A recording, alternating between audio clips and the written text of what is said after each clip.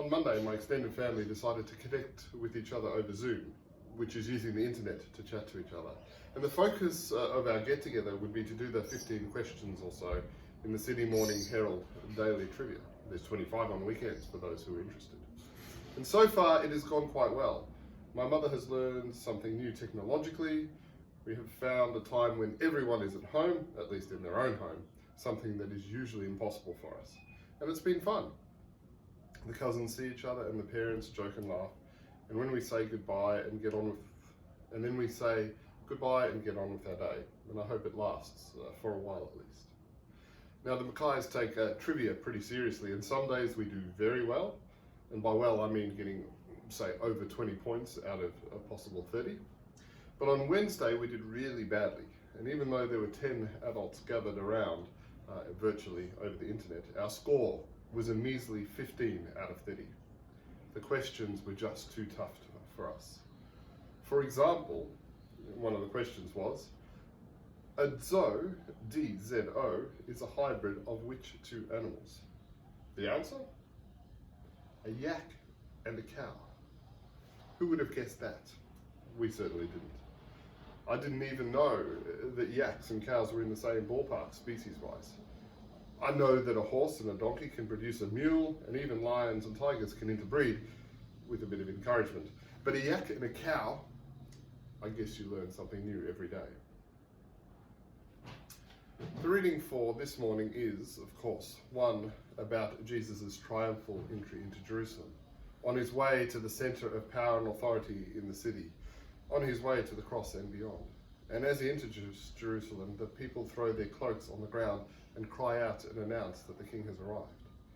This makes the Pharisees nervous, because if the people are claiming that Jesus is the king, that might in turn get the attention of Herod or the Roman governor.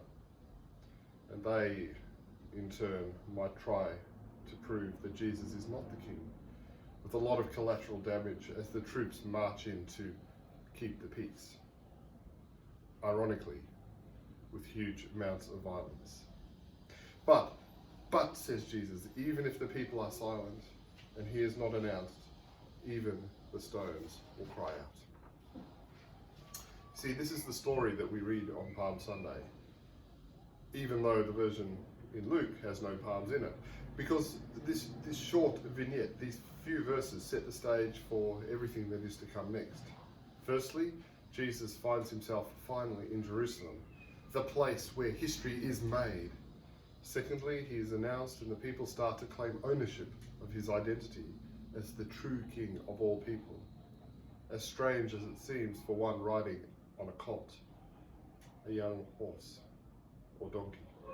And though the Pharisees have a fearful response, we, through their fearful response, get a hint that there will be a backlash to what is going on here, as the powers of the world finally marshal all that they have to get rid of this irritating man.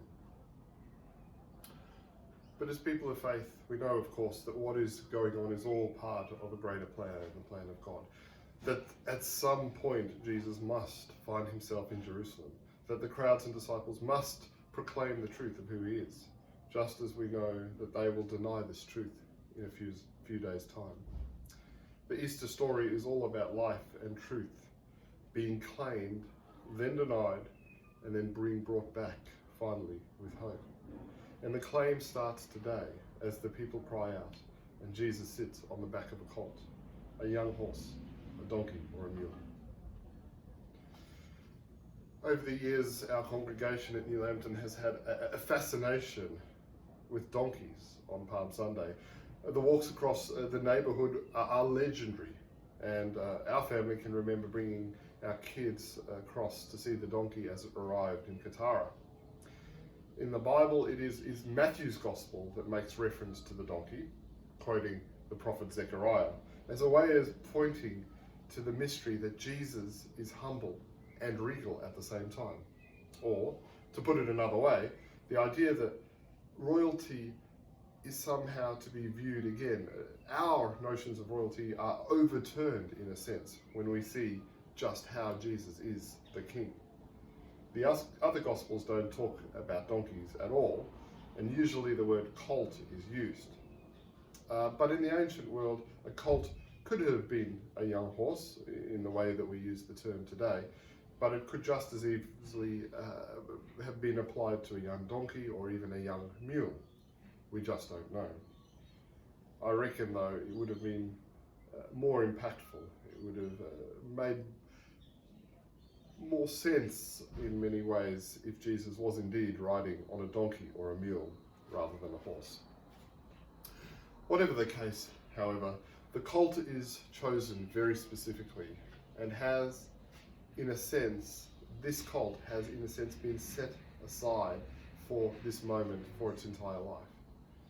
More words are given to the choosing of the colt than almost all the other human characters in the New Testament.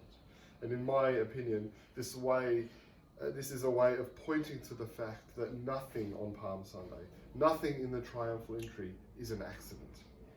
If the colt who carries Jesus is not incidental or accidental, neither then are the crowds of disciples, nor the Pharisees, nor even the stones which will cry out.